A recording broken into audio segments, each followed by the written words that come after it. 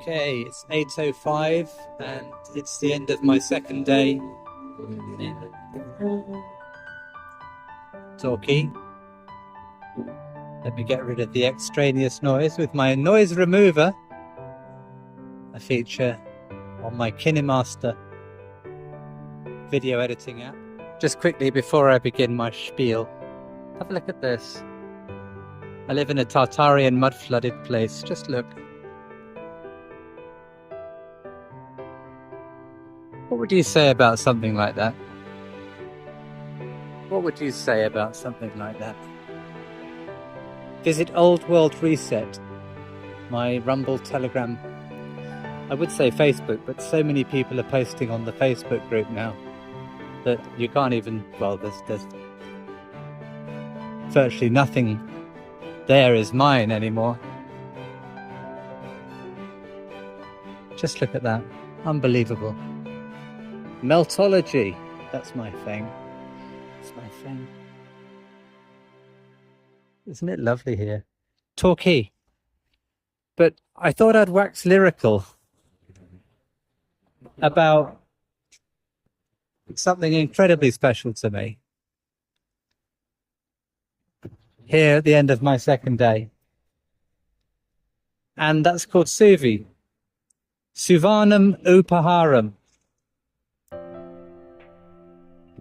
About 6 weeks ago, I went to the toilet in my new apartment. I'd been there a week or so. It was dark. It's a sort of fairly sizable apartment that I got rented out to me, relatively cheap, I suppose, because it was still being done up. A couple of nice big rooms and a big rooftop terrace and all the rest of it, but it didn't actually have anything there. No fridge, no kitchen, no nothing. But a bed, double bed, and a couple of mattresses, fans, no AC. Anyway, one early morning, 2-3 o'clock in the morning, I woke up needing a pee, and I went to have a pee, and I saw a beast with 4 legs. Oh my God. It was very dark, and I just noticed that there was an animal, animated with no soul. Animal, no, I didn't. I saw a divine species. I saw a cat. And one of the things that you can say a lot about James Cooper. You really can. But the one thing you can't say about James Cooper is that he doesn't love cats. And when I saw this cat, the breath was taken out of me. And I immediately thought, oh my God. Because I was up on the 4th floor. I had a rooftop terrace. This is in the middle of Delhi, in Shapurjat. It's a pretty rough area of South Delhi.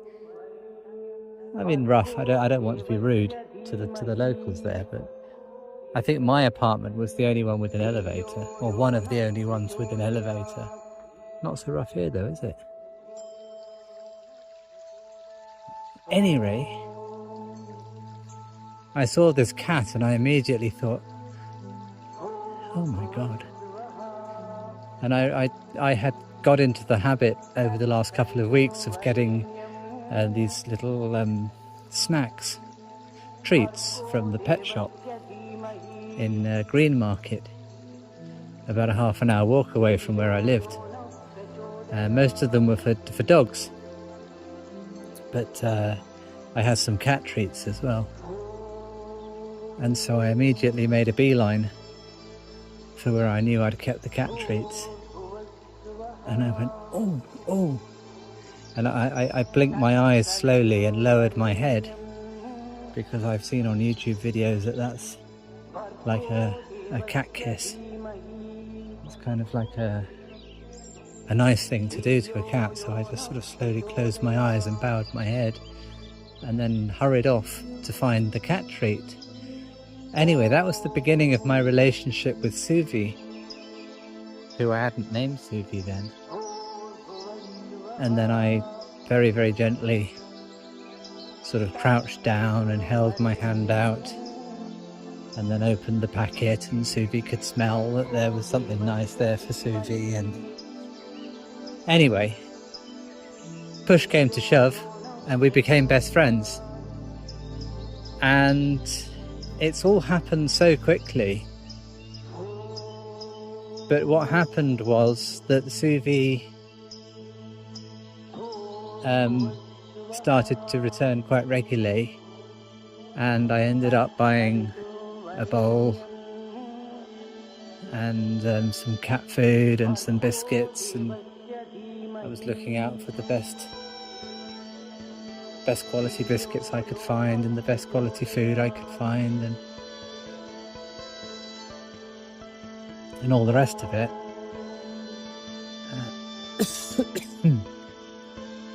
I've just been away to painting for the afternoon. Just got off the bus and I'm walking home to my new place in Torquay, where I'll be for a month or two, I don't know. I'm semi-nomadic. And so I had a system with Suvi whereby I had this kilo bag of biscuits,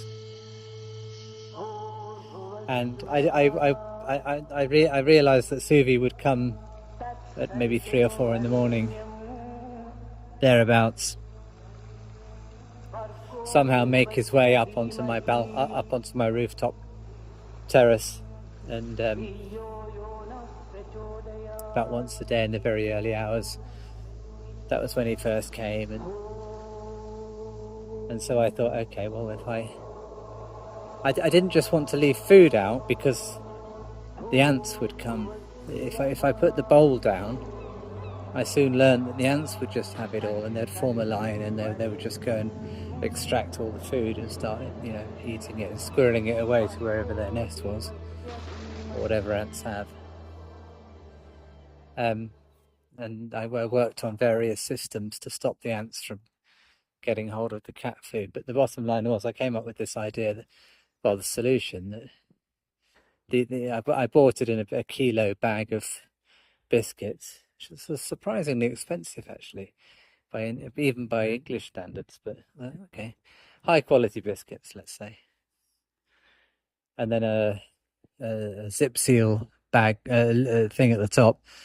And so Suvi would come in the very early hours and start pouring and mucking around with the bag, and that would wake me up.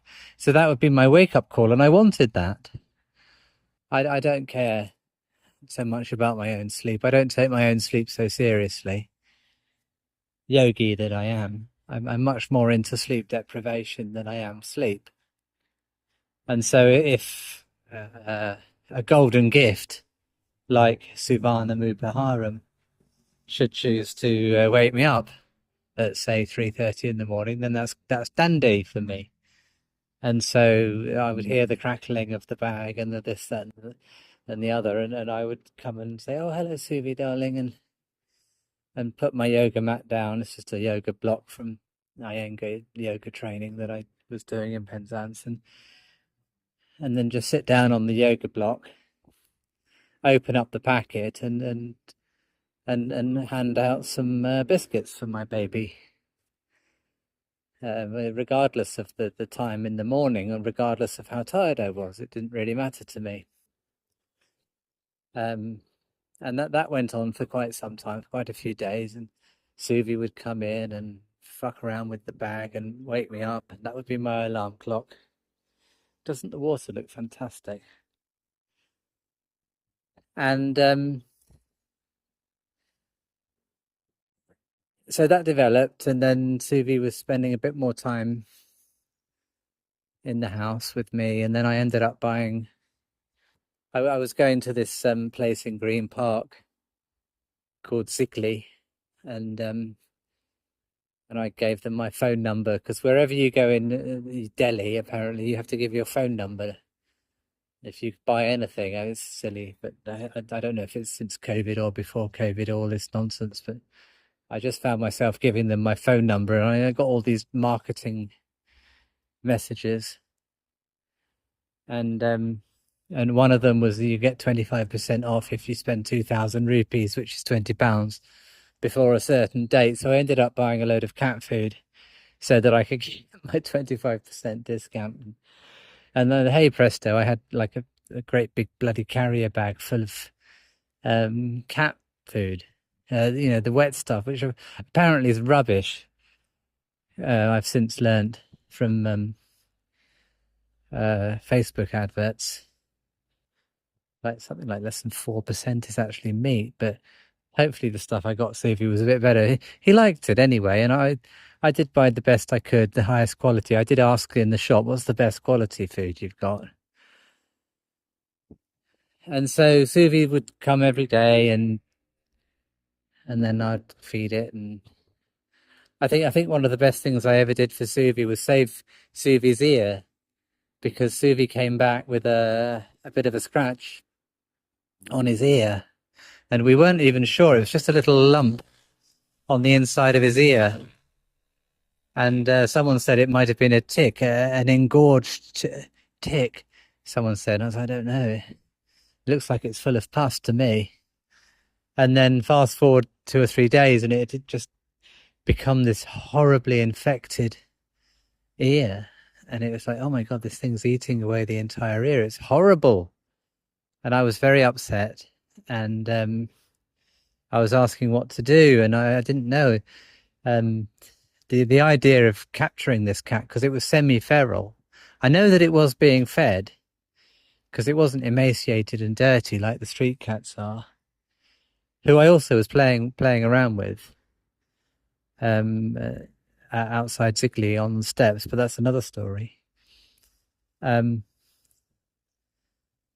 No, Suvi was definitely being fed somewhere else, so that's okay.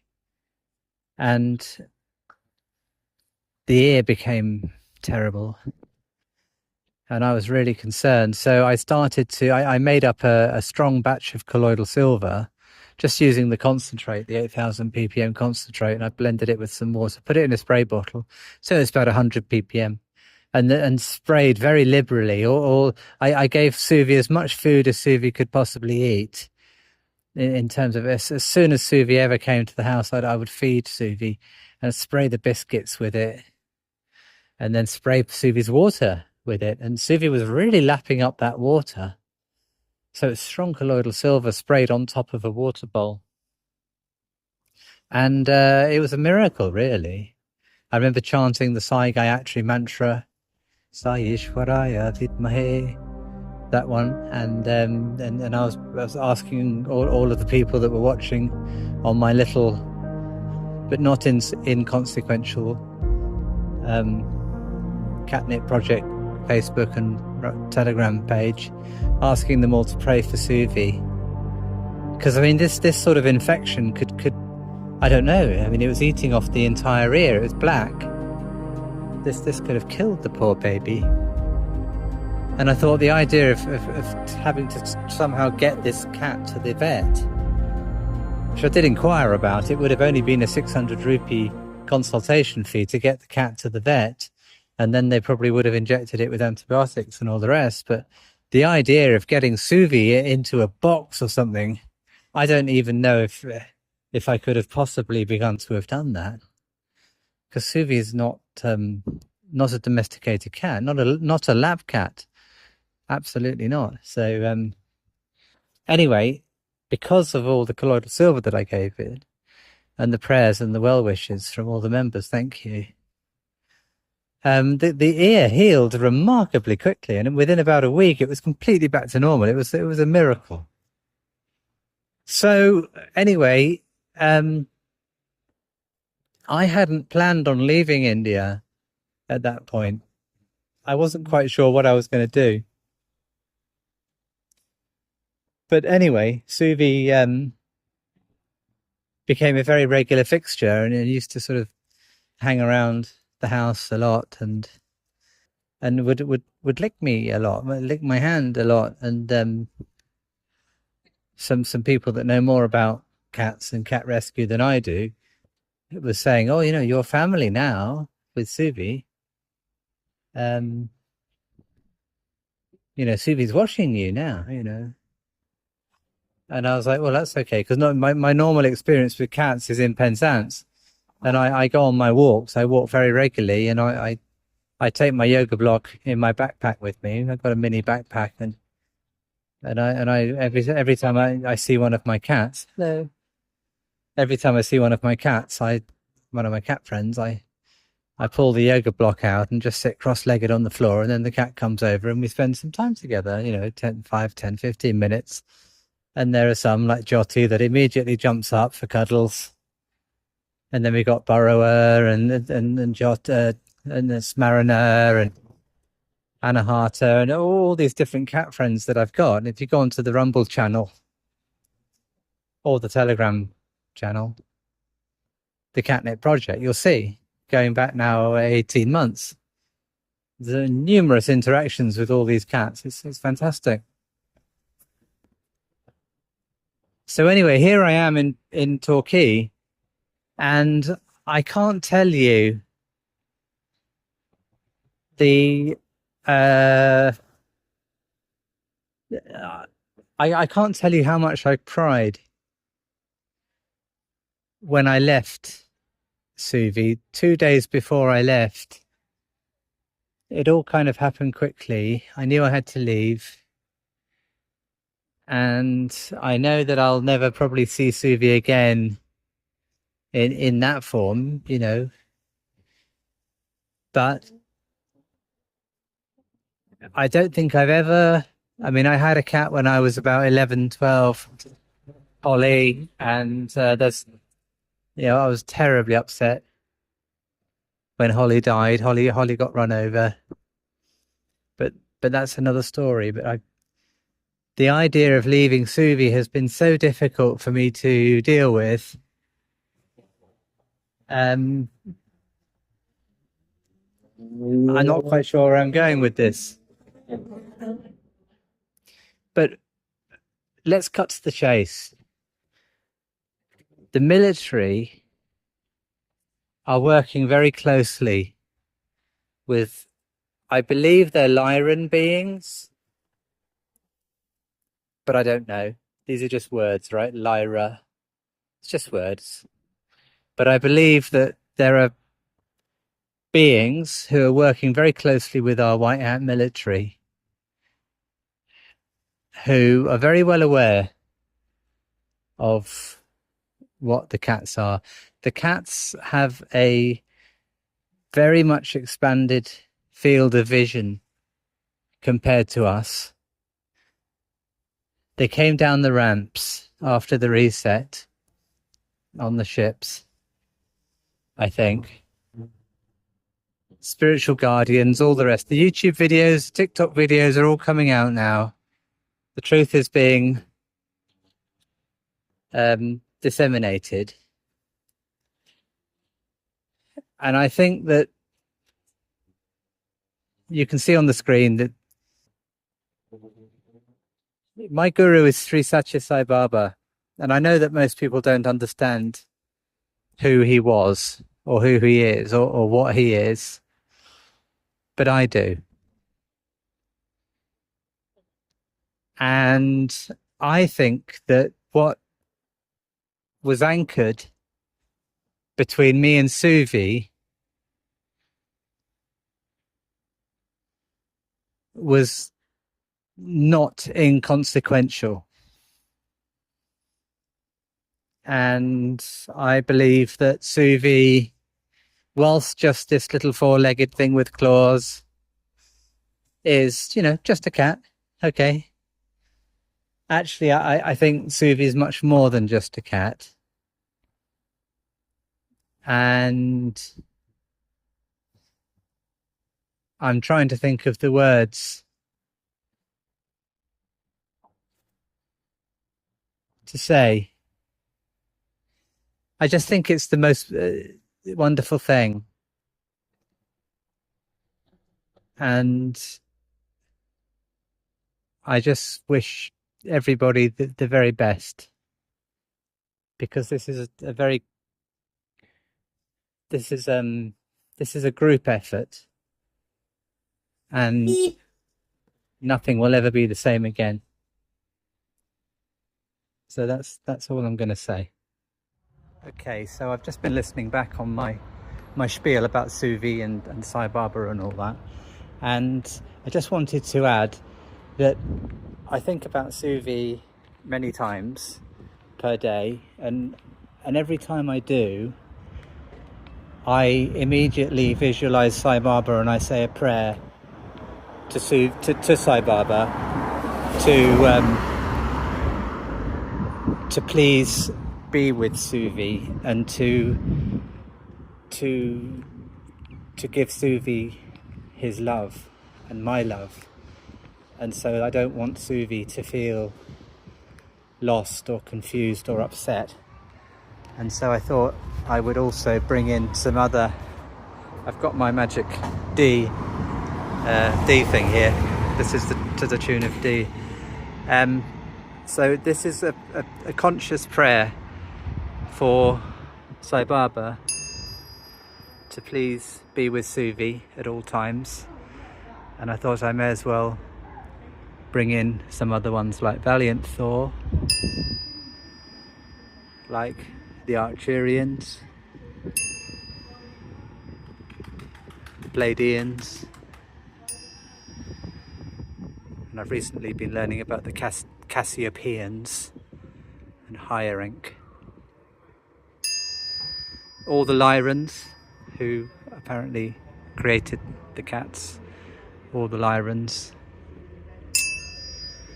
and all other beings of light that would like to join in and be with my Suvi, because I don't want Suvi to suffer in any way at all. There we go.